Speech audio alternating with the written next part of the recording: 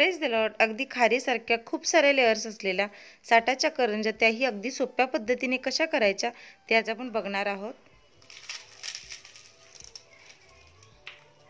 इथे मी 2 वाटी मैदा घेतलेला आहे. त्यामध्ये चवीनुसार मीठ घालूयात. मी 2 चमचे डालडा गरम करून घेतलेला आहे.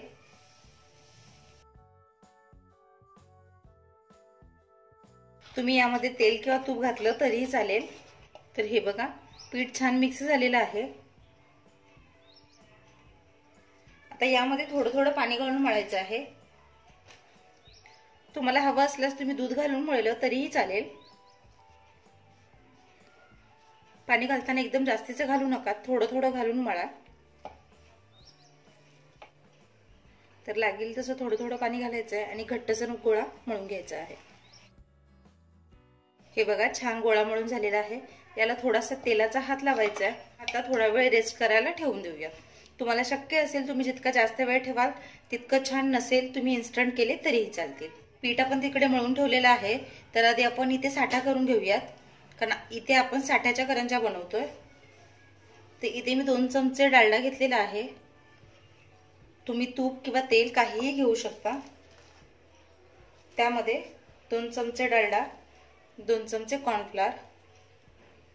कॉर्नफ्लॉर नसेल तुम्ही मैदा किंवा तांदळाची पिठी वापरली तरीही चालेल. आणि आता हे छान असं मिक्स करून एक छान पेस्ट तयार करून घेऊयात.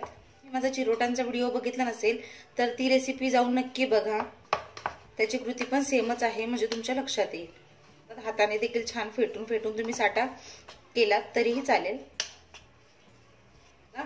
साठा मस्तपैकी झालेला आहे आपला. तर एक लोण्यासारखं टेक्स्चर येतं आणि अशीच कन्सिस्टन्सी आपल्याला हवी आहे. तर छान फेटून साठा तयार करून घेतलेला आहे. आता पीठ मळून झालेलं आहे, साठा देखील झालेला आहे. तर आता आपण करंजीसाठी लागणारं झटपट असं सारण बघूयात. तर अगदी झटपट सारण आहे, जास्तीचं काही मी घालणार नाहीये. तर हे नारळाचा किस घरीच बनवलेला आहे, अगदी बारीक किसणीने. तर थोडासा परतून घेऊयात. जास्त भाजायची काही गरज नाहीये. थोडा खुसखुशीतपणा येईल त्यामुळे थोडा परतून घ्यायचा आहे असाच. तर अगदी थोड्या वेगळ्या पद्धतीचं सारण बनवणार आहे मी. नेहमी आपण रव्याचं बनवतोच, तर आज मी रवा आणि बेसन असं मिक्स सारण बनवणार आहे. आता हे परतलेलं आहे. इथे अगदी चमचाभर डालडा घातलेला आहे मी. तुम्ही तुपात परतून घेतलं तरीही चालेल. 2 चमचे रवा. तर हा बारीक रवा घेतलेला आहे. हा देखील छान परतून घेऊयात. तर ज्याप्रमाणे आपण शिरा बनवताना किंवा उपमा बनवताना छान भाजून घेतो रवा, तसाच फक्त हा परतून घ्यायचा आहे, म्हणजे जेणेकरून याचा कच्चापणा गेला पाहिजे.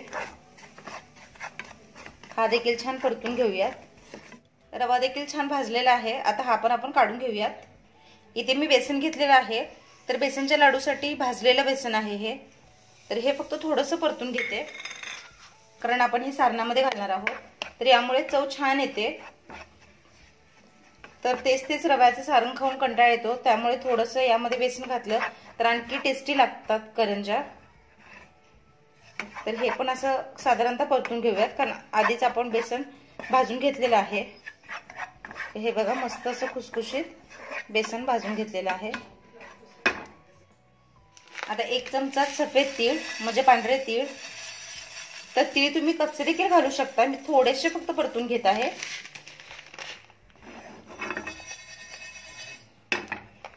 जो आपला तवा गरम आहे त्यावर फक्त थोडेसे मी चटचट असे भाजून घेते परतून. आता गॅस बंद करूयात. तीळ थोडे परतून घेतले की त्याचा खुसखुशीतपणा आणखी वाढतो. इथे आपण जे काही सर्व परतून घेतलेले जिन्नस आहेत, बेसन, रवा, खोबरं आहे, थोडीशी खसखस आहे, तीळ आहेत आणि सोबतच मी थोडं मीठ घालत आहे. कोणताही गोड पदार्थामध्ये चिमटभर मीठ घालावे, त्यामुळे गोडाचं प्रमाण जे आहे ते बॅलन्स होतं. यामध्ये सर्वात महत्त्वाचा घटक तो साखर. तर जितक्या प्रमाणात मी इथे जवळपास सगळं जे आहे ते 1.5 वाटी झालेलं आहे, तर 1 पाऊण वाटी त्याला मी साखर घालत आहे. तर साखरेचं प्रमाण तुम्ही तुमच्या अंदाजे घ्या, आवडीनुसार. इथे मी थोडी वेलची आणि जायफळची पूड घेतलेली आहे. आता हे छान मिक्स करून घेऊयात. तर हे पहा, अगदी सोप्या पद्धतीने आहेत त्या सामानामध्ये आपलं हे सारण तयार झालेलं आहे। तर बेसनचं पीठ ऑप्शनल आहे, तुम्हाला आवडत असेल तर घाला, नाही घातले तरी चालेल, पण बेसनमुळे खरंच खूप छान टेस्ट येते। तर इथे आपण पाऱ्या लाटून घेऊया। तर आपण साठाच्या करंज्या करतोय त्यामुळे याची प्रोसेस वेगळी असते। तर हा जो गोळा आहे छान सॉफ्ट झालेला आहे, याचे मी 3 गोळे करून घेते। तर तुमच्याकडे कितपत पीठ आहे त्या अंदाजे तुम्ही बनवू शकता। थोडा सुक्का मैदा घालायचा आणि याची पोळी लाटून घ्यायची आहे।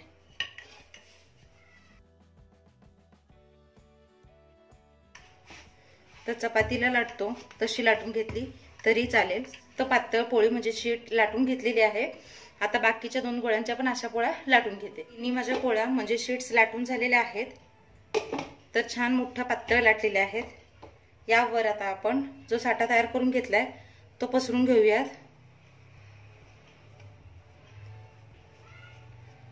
तर खूप जाडथर लावायचा नाहीये, थोडा थोडा असा करून पसरून घ्यायचा आहे।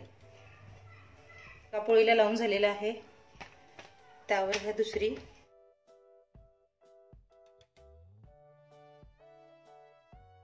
याचा छान रोल करून घेऊयात। 3 पोळ्यांना मी छान लावून घेतलेला आहे साठा। तर साठा व्यवस्थित पसरून घ्यायचा आहे, खूपही पातळ झाला तर आपल्याला लाटताना प्रॉब्लेम होऊ शकतो। तर हा असा एकमेकावर छान असा बघा गुंडाळून घ्यायचा आहे, म्हणजेच रोल करून घ्यायचा आहे आणि थोडं हलक्या हाताने असं हे इव्हनली स्प्रेड करायचं आहे, म्हणजे एक संध करून घ्यायचं आहे त्याला एकसारखं। तर असं दाखवते तुम्हाला। तर हे बघा, म्हणजे लहान मोठा मग गोळा राहत नाही, सगळीकडून इव्हन असा। आणि ह्या ज्या कडा असतात तर थोड्याशा आतल्या बाजूने दाबून घ्यायच्या आहेत, जेणेकरून साठा बाहेर येणार नाही आणि लाटताना प्रॉब्लेम होणार नाही। जो आपला रोल तयार झालेला आहे त्याचे छान गोळे कट करून घेऊया। तर तुम्ही सुरीच्या साह्याने चमच्याच्या साह्याने कशाने तुम्हाला सोपं वाटेल त्याने असे गोळे कट करून घ्या। छान तयार करून झालेले आहेत। थोडा मैदा घ्यायचा आहे, जो तयार करून घेतलेला गोळा आहे तो हलकासा असा चपटा करायचा आहे आणि ज्या प्रकारे आपण चिरोटे लाटतो त्याप्रमाणे हे लाटून घ्यायचं आहे।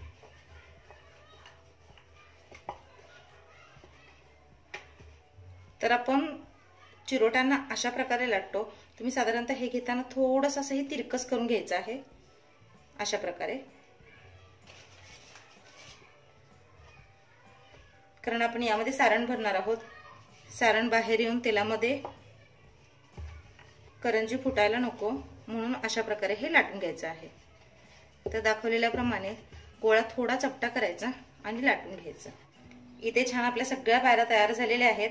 आता आपण सारण भरून घेऊयात। तरी एक पारी घ्यायची आणि हे आपण तयार केलेलं सारण। तर सारणामध्ये तुमच्या आवडीनुसार तुम्ही ड्रायफ्रुट्स वगैरे पण घालू शकता। तर अगदी मी इथे झटपट आणि सोप्या पद्धतीचं दाखवत आहे, त्यामुळे मी ड्रायफ्रुट्स घातलेलं नाहीये। तर करंजीमध्ये बसेल इतकंच सारण भरलेलं आहे। तर पारीच्या साईडला थोडंसं दूध लावून घ्यायचं आहे। दूध, पाणी, कॉर्नफ्लोअरचा घोळ देखील करतात, पण दूध लावल्याने देखील हे छान चिकटतं। तर याच्या कडा अशा एकमेकांना छान चिकटवून घ्यायच्या आहेत। मला डिझाईन काय करायची असेल तर तुम्ही करू शकता चिरणीच्या साह्याने वगैरे, पण परत ते जास्त चिरून वगैरे पीठ राहतं, त्यापेक्षा मी इथे एक काटा चमचा घेतलेला आहे म्हणजे फोक। तर फोकने मी इथे फक्त हे प्रेस करून सिंपल डिझाईन तयार करत आहे। तर दूध लावताना थोडं थोडं लावा, जास्त लावू नका, नाहीतर ते आणखी चिकट होईल आणि कडेने मग तुमची करंजी फुटेल।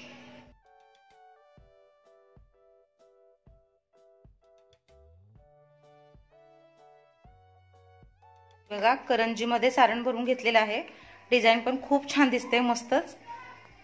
इकडे तेल ठेवलेलं आहे गरम करायला। तर हे बघा, लाकडाच्या चमच्याला बुडबुडे आले म्हणजेच तेल आपलं गरम झालेलं आहे। जे करताना थोडं सावकाश टाकावं तेलामध्ये। तर एक एक करून अशी हलकेवर टाका, सारण फुटणार नाही।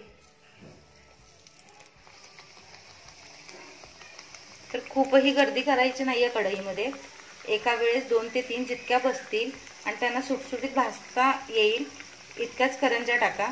खूपही हाय फ्लेमवर आपल्याला हे करायचे नाही आहेत, तर मध्यम आचेवर करायचे आहेत, जेणेकरून छान असे खुसखुशीत भाजतील. तर हे बघा हळूहळू लेअर सुट्टे व्हायला सुरुवात होते. तुम्हाला जर लेअर्सची करंजी करणं कटकट वाटत असेल तर तुम्ही सांगितलेलीच कृती फॉलो करून फक्त साठा न घालता साध्या करंज्या देखील बनवू शकता. तर हे बघा मस्त त्याला लेअर्स पडायला सुरुवात झालेली आहे. तर बघू शकता तुम्ही मस्त सोनेरी रंग आलेला आहे. तर हे बघा सुंदर रंग आलेला आहे आणि आपली करंजी तयार झालेली आहे. तर या आता आपण काढून घेऊयात. तर असं कढईच्या बाजूला आणायचं आणि उभ्या करंज्या पकडायच्या, म्हणजे राहिलेले जे तेल असतं ते गाळून निघून जातं. तो थोडा वेळ असं एका साईडला ठेवायचं, थोडा वेळ दुसऱ्या साईडला, कारण लेअरवाले पदार्थ बनवताना दोन्ही साईडने तेल त्यामध्ये जातं. आणि मग नंतर हे अशा प्रकारे. तर हे बघा तुम्हाला खाली तेलाचे थेंब पडताना दिसत आहेत. तर ही लेअरची करंजी आपण बनवलेली आहे, त्यामुळे तिन्ही बाजूनी छान असं गाळून घ्यायचं आहे.